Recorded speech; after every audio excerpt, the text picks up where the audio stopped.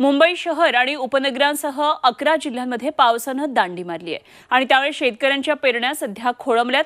कोकणातील जिल्ह्यांमध्ये पावसानं सरासरी गाठली आहे, मात्र नंदुरबार, संभाजीनगर, धाराशिव, नागपूर, भंडारा, गोंदिया, चंद्रपूर, गडचिरोलीमध्ये सरासरी इतकाही पाऊस झालेला नाहीये आणि त्यामुळे शेतकऱ्यांना दमदार पावसाची आता ओढ लागली आहे। अनेक ठिकाणी पेरण्यांची कामं पूर्ण झाली आहेत, मात्र पेरणीयुक्त पाऊसच झालेला नाहीये, त्यामुळे शेतकऱ्यांवर आता दुबार पेरणीचंही संकट ओढवण्याची शक्यता आहे। तेव्हा कोणत्या जिल्ह्यामध्ये पावसानं ओढ दिलेली आहे पाहूया आपण एकदा। नंदुरबार, संभाजीनगर, धाराशिव, नागपूर, भंडारा या जिल्ह्यांमध्ये पावसानं दडी मारली आहे। गोंदिया, चंद्रपूर, गडचिरोली, मुंबई आणि मुंबई उपनगर